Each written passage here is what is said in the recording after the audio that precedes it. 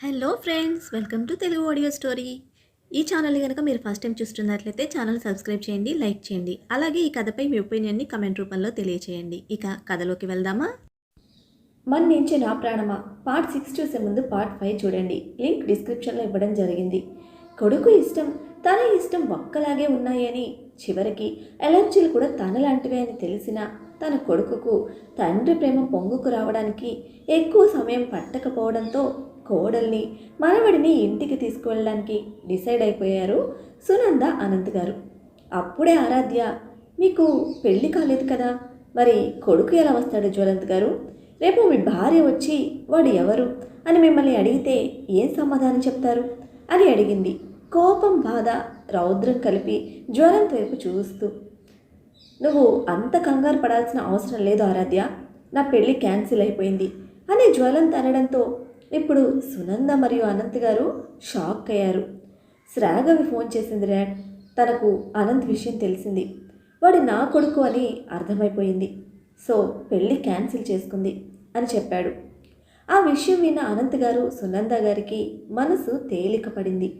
అప్పటి వరకు అటు శ్రాగవి వాళ్ళ నాన్నగారికి ఎలాంటి సమాధానం చెప్పాలి, కొడుకు వలన ఇంకొక అమ్మాయి జీవితం ఏమైపోతుందో అని మనసులో ఏ మూలన ఉన్న బాధ కూడా తీరిపోయేసరికి ఆనందంగా ఆరాధ్య వైపు చూశారు.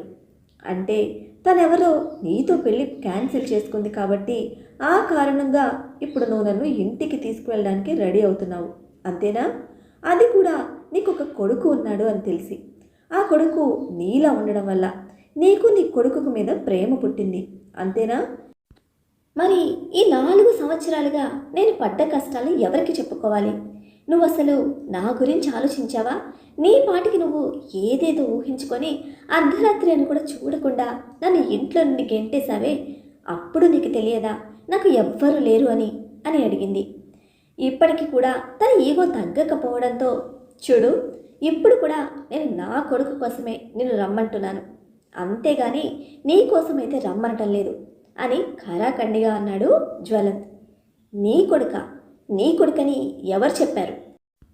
నీ కొడుకు అని నువ్వే ఎలా డిసైడ్ అయ్యావు? నేను చెప్పానా? ప్రూఫ్ ఉందా? లేక DNA టెస్ట్ చేయించావా? నువ్వు ఎవరితో అయితే నేను లేచిపోయాను అనుకుంటున్నావో, ఎవడినైతే పెళ్లి చేసుకున్నాను అనుకునే భ్రమలో పడ్డావో, వాడికి పుట్టినవాడే ఈ కొడుకు కావచ్చు కదా మిస్టర్ జ్వలంత్ శ్రీముఖ్ అని అంది ఏడుస్తూనే, తనలో ఉన్న కోపాన్ని అంతా తీర్చుకుంటూ. ఆరాధ్య అడుగుతున్న ప్రశ్నలో, మాట్లాడుతున్న మాటల్లో తను ఎంతగా నలిగిపోయిందో అనంత్ గారికి, సునంద గారికి అర్థమవుతూ ఉండగా, కొడుకు చేసిన తప్పుకు పశ్చాత్తాపడమే కానీ గతాన్ని తిరిగి తీసుకుని రాలేని నిస్సహాయత వాళ్ళది. వాళ్ళకి మాత్రమే తెలుసు ఆరాధ్య కోసం వాళ్ళు ఎంత పరితపించిపోయారో, ఎంతగా వెతికారు అని. కానీ కొడుకు చేసిన తప్పుకు ఇప్పుడు మాట్లాడలేని స్థితిలో ఉన్నారు వాళ్ళు. షడప్ ఆరాధ్య, నువ్వు మాట్లాడింది చాలు, అంత ఎక్కువ మాట్లాడకు అని జ్వలంత్ కోపంగా అనడంతో, ఏంటి మాట్లాడకు? అప్పుడు నువ్వే కదా నేను ఎవరో నాకు తెలియని వాడితో అఫైర్ పెట్టుకున్నాను అని, పెళ్లి చేసుకోబోతున్నాను అని ఎవరో చెప్తే నమ్మి నన్ను ఇంట్లో నుండి గెంటేశావు. ఎంత బ్రతిమిలాడాను, నాకు అతను ఎవరో కూడా తెలియదు అని, నేను అతన్ని చూడను కూడా చూడలేదు అని. కానీ నువ్వు నా మాట విన్నావా? ఎవరో చెప్పిన మాట విని నా క్యారెక్టర్ని బ్లేమ్ చేశావు, బజారున పడేశావు. కనీసం ఆడదాన్నని చూసావా? అయినా రోజుకొకరితో పడుకునే నీకు ఆడవాళ్ళందరూ నీతో పడుకున్న వాళ్ళలాగే కనిపిస్తారు కదా అని అంది. చాలా ఆరాధ్య అని గట్టిగా అరిచాడు జ్వలంత్. నిజాలు ఎప్పుడూ కోపం తెప్పించే వాటిలాగే ఉంటాయి జ్వలంత్. వీడిప్పుడు నీలాగా ఉన్నాడు కాబట్టి నువ్వు వాడిని నీ కొడుకు అని ఒప్పుకుంటున్నావు.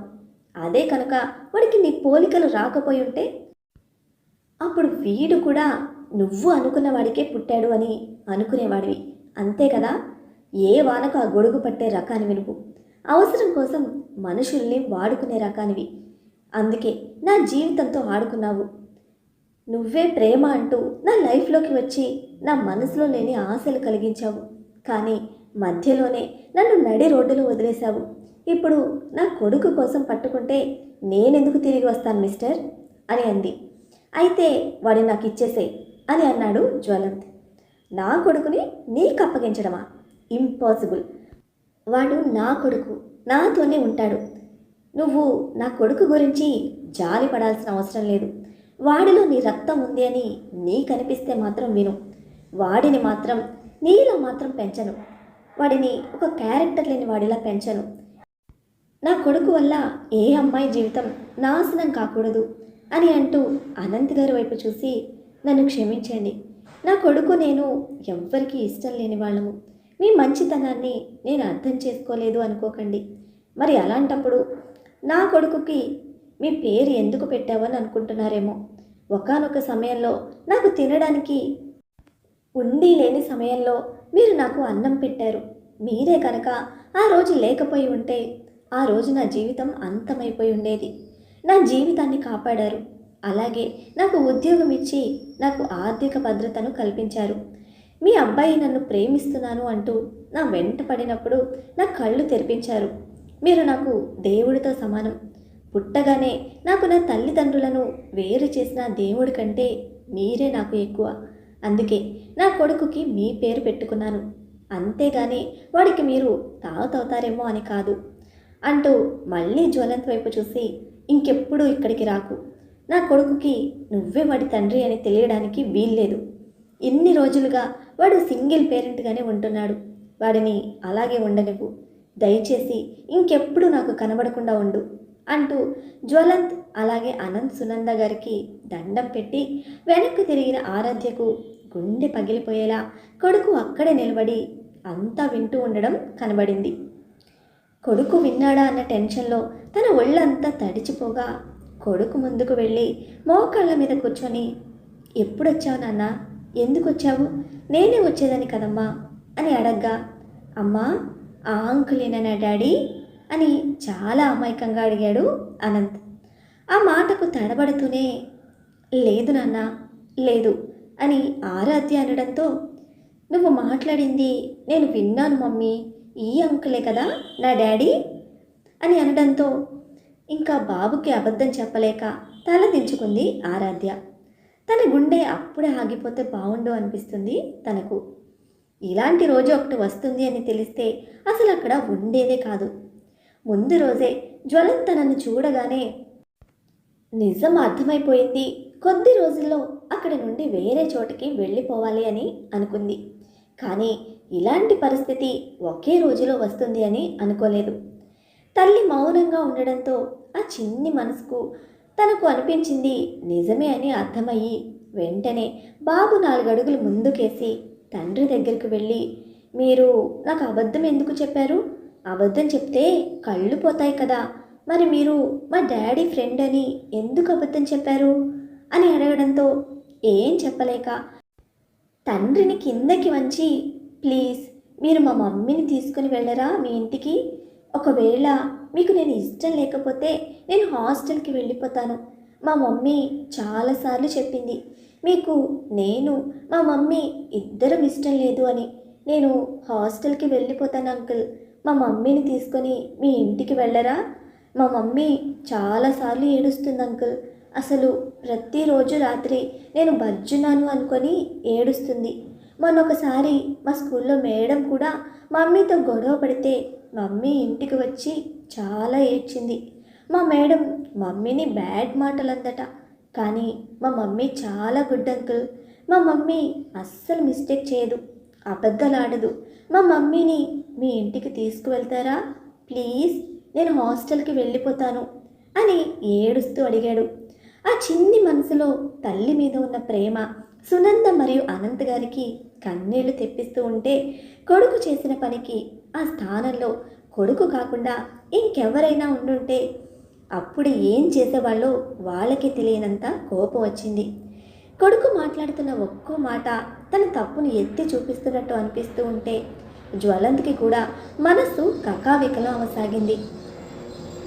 మాట మాట కూడ తీసుకొని, అదేం లేదు నాన్న, నాకు నువ్వు మీ అమ్మ ఇద్దరు ఇష్టమే. ఇదిగో నాకు మీ అమ్మకు చిన్న గొడవ జరిగాయి, అందుకే నేను మీ డాడీ అని చెప్పకుండా అబద్ధం చెప్పాను, అంతే. అబద్ధం చెప్పడం తప్పే, ఐఎమ్ సారీ నాన్న అంటూ కొడుకుని గట్టిగా హత్తుకొని చెప్పాడు. ప్లీజ్ అంకుల్, మా మమ్మీని తీసుకొని వెళ్ళండి, నేను రాను, నేను హాస్టల్కి వెళ్ళిపోతాను అని అన్నాడు అనంత్. కొడుకు మాటలకు ఆరాధ్యకైతే ఏడు బాగక అలాగే మోకాళ్ళ మీద కూర్చొని ఏడుస్తూనే ఉంది. ఎందుకు నాన్న, నువ్వు మమ్మీ ఇద్దరు రండి, ఇద్దరిని తీసుకువెళ్తాను, మన ఇంటికి వెళ్దాం. మన ఇల్లు చాలా పెద్దగా ఉంటుంది, చెప్పాను కదా, అందరం కలిసి ఉంటాం. మీరు ఇదిగో నానమ్మ తాతయ్య అందరం కలిసి ఉందాం అని అన్నాడు. మరి మీరు ఇన్ని రోజులు ఎందుకు మమ్మల్ని తీసుకుని వెళ్ళలేదు? మీకు అంత పెద్ద ఇల్లుంటే మమ్మల్ని ఎందుకు వదిలేశారు? మా ఫ్రెండ్స్ వాళ్ళ డాడీస్తో మా ఫ్రెండ్స్ ఎంత బాగా ఆడుకుంటారో తెలుసా? వాళ్ళని రోజు వాళ్ళ డాడీసే డ్రాప్ చేస్తారు, నన్ను మాత్రమే మమ్మీ డ్రాప్ చేస్తుంది. మా ఫ్రెండ్స్ వాళ్ళ డాడీ మమ్మీతో మాట్లాడుతూ ఉంటే వాళ్ళ మమ్మీస్కి కోపం వస్తుంది తెలుసా అని చెప్పాడు. అసలు 4 సంవత్సరాల కుర్రాడు ఇదంతా గమనిస్తున్నాడు అని తెలిసిన ఆరాధ్య షాక్గా వెనకకు తిరిగి కొడుకును చూసింది. కొడుకు చెప్పిన చిన్న మాటల్లో గల పెద్ద పెద్ద అర్థాలు అర్థమైన జ్వలంత్ ఆరాధ్య వైపు చూడగా తన కొడుకు వైపు చూస్తూ కనపడడంతో అప్పటి వరకు ఉన్న ఈగో వెళ్ళి ఆ స్థానంలో బాధ చేరింది. అప్పుడు తన బుర్ర ఆలోచించటం మొదలుపెట్టింది. ఆరాధ్య కనీసం తోటి ఎంప్లాయీస్తో కూడా మాట్లాడేది కాదు. నన్ను ప్రేమిస్తున్నానని చెప్పినప్పుడు కూడా ఎంత భయపడిందో నాకు తెలుసు. తన తండ్రి భరోసా ఇచ్చాకనే తను కుదుటపడింది. అప్పుడు కూడా తనతో మాట్లాడడానికి భయపడేది. అలాంటిది విరాట్ ఏదో చెప్పగానే నమ్మేసి నిజంగానే తప్పు చేశానా అనే అంతర్మదనం మొదలైంది తనలో. అసలు అనుకోకుండా వాళ్ళ మధ్య జరిగిన కలయిక వలన ఇలా ఆరాధ్య తల్లి అవ్వబోతుందని అప్పుడు తనకు తెలియదు. ఒకవేళ అప్పుడు తనకు తెలిసినా అప్పుడు తనకున్న ఆలోచనతో ఆ కడుపు కూడా రాబర్ట్ వల్ల వచ్చిందే అని అనుకునేవాడు. కానీ ఇప్పుడు కొడుకు ఏడుస్తూ ఉంటే తన గుండె మెలిపెట్టినట్లు అవుతోంది. ఏ టెస్ట్ అవసరం లేదు తన కొడుకే అని చెప్పడానికి. వాడు నవ్వితే తనకు ఆనందం కలగటం, వాడు ఏడిస్తే తనకు బాధ కలగటం, ఇవన్నీ తనకు అర్థమవుతున్నాయి. అలా ఆలోచిస్తూ ఉండగా అంకుల్ అని పిలిచాడు అనంత్. వెంటనే ఆలోచనల నుండి తేరుకొని చెప్పు నాన్న అని అనడంతో ప్లీజ్ అంకుల్, మా మమ్మీని మీ ఇంటికి తీసుకొని వెళ్ళరా అని ఏడుస్తూ అడిగాడు అనంత్. కొడుకు అలా అడగగానే ఈసారి జ్వలంత్ వల్ల కాలేదు. వెంటనే కొడుకును గట్టిగా హత్తుకొని తను కూడా ఏడవడం మొదలుపెట్టాడు. అసలు కన్నీళ్ళంటే తెలియని తనకు కన్నీరుని పరిచయం చేస్తున్న తన కొడుకు మీద ఎనలేని ప్రేమ కలిగింది. తెలియకుండానే కొడుకు మొహం అంతా ముద్దులు పెడుతూ ఎవరో తన కొడుకుని తన నుండి దూరం చేస్తున్నారు అన్నట్లుగా హత్తుకోగా అప్పటి వరకు ఏడుస్తున్న ఆరాధ్య అప్పుడే కోపంగా జ్వలంత్ దగ్గరికి వచ్చి జ్వలంత్ చేతిలో నుండి తన కొడుకును గట్టిగా లాక్కొని don't even dare to touch my son అంటూ జ్వలంత్ కళ్ళలోకి సూటిగా చూస్తూ వేలు పెట్టి చూపించి అక్కడ అందరినీ మరొకసారి కోపంగా చూసి లోపలికి వెళ్ళిపోయి డోర్ క్లోజ్ చేసుకుంది. అప్పటి వరకు ఉన్న కోపం స్థానంలోకి బాధ చేరిపోగా కాసేపు మౌనంగానే ఉండి తన తల్లి తండ్రి దగ్గరికి వెళ్ళి ఎందుకమ్మా ఇలా, తనను యాక్సెప్ట్ చేస్తానని అంటున్నాను కదా అమ్మా, అయినా ఎందుకు ఇలా చేస్తుంది అని బాధగా అడిగాడు. దానికి ఆవిడ ఒక విరక్తి నవ్వి ఇప్పటికీ కూడా నీ తప్పు నీకు తెలియడం లేదు చూడు, అది మా దురదృష్టం అని అనుకొని భర్త వైపు చూసి వెళ్ళిపోదాం పదండి, ఇంకా ఆ అమ్మాయిని ఇబ్బంది పెట్టడం నాకు కూడా ఇష్టం లేదు అని అనగానే అలాగే అంటూ వాళ్ళిద్దరూ వచ్చిన కారులోనే తిరుగు ప్రయాణమయ్యారు. చాలా సమయం అక్కడే నిలబడి చూసిన జ్వలంత్కు లోపల నుండి ఎలాంటి అలికిడి రాకపోవడంతో నెమ్మదిగా జ్వలంత్ కూడా అక్కడి నుండి వెళ్ళిపోయాడు. లోపలికి వెళ్ళాక ఏమైంది మమ్మీ అని అడుగున కొడుకుకు ఒంటి నిండా ముద్దులు పెడుతూ నన్ను వదిలి హాస్టల్కి వెళ్ళిపోతావా నాన్న, నేను బ్రతుకుతున్నది నీకోసమే కదా, నువ్వు లేని రోజు నేను బ్రతికి ఉండను కన్నా ఇంకెప్పుడు నువ్వు నన్ను వదిలి ఎక్కడికి వెళ్తాను అని అనుకు చెప్తున్నాను అని ఏడవడంతో అది కాదమ్మా నాన్న అని కొడుకు అనగానే చూడు నాన్న, నీకు నేను నాకు నువ్వు తప్ప మనకెవ్వరూ లేరు, దయచేసి ఇంకెప్పుడు నాన్న అనే టాపిక్ తీయకు ప్లీజ్, ఇదంతా ఇప్పుడే మర్చిపో అంటూ కొడుకును గుండెలకు హత్తుకొని నీ చిన్ని మనసుకు ఇదంతా చాలా కష్టమని నాకు తెలుసు, కానీ తప్పదు, తెలిసి కూడా పాము పడగ కిందకి వెళ్ళటం ఎంత ప్రమాదమో నాన్న గురించి తెలిసి కూడా ఆయన నమ్మడం అంతకంటే ఎక్కువ ప్రమాదం అని అనుకుంది. కారులో కూర్చున్న జ్వలంత్ మనసు అస్తవ్యస్తంగా ఉండడంతో అసలు ఎలా డ్రైవ్ చేస్తున్నాడో తెలియకుండా ర్యాష్గా డ్రైవ్ చేస్తూ డైరెక్ట్గా రాబర్ట్ ఆఫీస్కి వెళ్ళాడు. రాబర్ట్ ఆఫీసులో జ్వలంత్ని చూసిన ఆఫీస్లో ఉన్న ప్రతి ఒక్కళ్ళు షాక్ అయిపోయారు. ఉప్పు నిప్పులా ఉంటారు రాబర్ట్, జ్వలంత్. ఇద్దరూ బిజినెస్లోనే అతిపెద్ద రైవల్స్. ఇద్దరూ ఫ్యాషన్ డిజైనింగ్లో వాళ్ళని వాళ్ళు ప్రూవ్ చేసుకొని ఇప్పుడు ఈ బిజినెస్లోకి అడుగుపెట్టిన వాళ్ళే. అలాంటి జ్వలంత్ ఆఫీస్కి రావడం చూసి అందరూ ఆశ్చర్యపోగా అక్కడ ఉన్న ఒక ఎంప్లాయ్ను రాబర్ట్ క్యాబిన్ ఎక్కడా అని అడగ్గా రాబర్ట్ క్యాబిన్ ఎక్కడ ఉందో అతను చూపించగానే క్యాబిన్లోకి నడుచుకుంటూ వెళ్ళాడు. అప్పటి వరకు తన పిఏతో ఏదో ప్రాజెక్ట్ డిస్కస్ చేస్తున్న రాబర్ట్కి జ్వలంత్ని చూడగానే ఒక్కసారిగా షాకింగ్గా అనిపించింది. కానీ వెంటనే తేరుకొని తన పిఏను బయటకు పంపించేసి ఒకరి క్యాబిన్లోకి వచ్చే ముందు పర్మిషన్ తీసుకుని రావాలి అనే ఇంగిత జ్ఞానం కూడా లేదా నీకు అని అడిగాడు. ఒకరి లైఫ్లోకి వచ్చే ముందు పర్మిషన్ తీసుకోకుండా వచ్చావు నువ్వు, అలాంటిది నీ క్యాబిన్లోకి రావడానికి పర్మిషన్ తీసుకోకుండా వస్తే తప్పేం లేదు కదా అని అన్నాడు జ్వలంత్ అంతే యాటిట్యూడ్గా.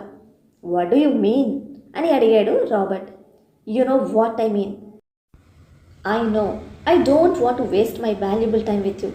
డైరెక్ట్గా అడుగుతున్నాను, నిజం చెప్పు, ఆరాధ్య నిన్ను ప్రేమిస్తుందా అని అడిగాడు. దానికి రాబర్ట్ చిన్నగా నవ్వి, ఏ ఇన్ని సంవత్సరాల తర్వాత అడుగుతున్నావు, అప్పుడే అడగాల్సింది కదా. ఓ, బాబుని చూశాక డౌట్ వచ్చిందా అని అడిగితే, నేను అడిగిన దానికి మాత్రమే నాకు సమాధానం కావాలి. ఆరాధ్య నువ్వు ప్రేమించుకున్నారా? మీరిద్దరూ పెళ్లి చేసుకోవాలని అనుకున్నారా? ఫారిన్లో సెటిల్ అవుద్దామని అనుకున్నారా లేదా అని అడిగితే, నువ్వు నన్నెందుకు అడుగుతున్నావు? ఆ అమ్మాయిని అడగొచ్చు కదా, తానే నీకు సమాధానం చెప్తుంది కదా. ఈ ప్రశ్న అడగడానికి నా వరకు వచ్చావా నువ్వు అని అడిగాడు రాబర్ట్ ముఖం మొత్తం చిట్లిస్తూ. తన కోపాన్ని అదుపు చేసుకోవడానికి ప్రయత్నం చేస్తూ అప్పటి వరకు ఉన్న యాటిట్యూడ్ని పక్కన పెట్టి, ప్లీజ్ రాబర్ట్, నేను నిన్ను ఆర్డర్ చేయడం లేదు, రిక్వెస్ట్ చేస్తున్నాను, దయచేసి నాకు నిజం చెప్పు ప్లీజ్. ఇది నా లైఫ్ అండ్ డెత్ మ్యాటర్ అనుకో, నేను నిన్ను బ్రతిమలాడుకుంటున్నాను, ఈ ఒక్క సహాయం చేయి అని అడిగాడు జ్వలంత్. మరి ఇప్పుడు జ్వలంత్ ప్రశ్నకు రాబర్ట్ ఏమని సమాధానం ఇస్తాడు? జ్వలంత్ బాబును దగ్గర చేసుకోవడం కోసం ఏం చేయబోతున్నాడు? జ్వలంత్ ప్రయత్నాలు మళ్ళీ ఆరాధ్య జీవితంలో ఎటువంటి సునామీ తీసుకురానుంది? జ్వలంత్ బాబును ఆరాధ్యకు దూరం చేయనున్నాడా, లేక బాబు వాళ్ళిద్దరిని ఒక్కటి చేయనున్నాడా? తెలుసుకోవాలంటే నెక్స్ట్ ఎపిసోడ్స్ని ఫాలో చేయండి. అలాగే ఈ ఎపిసోడ్ని లైక్ చేయటం మాత్రం మర్చిపోకండి.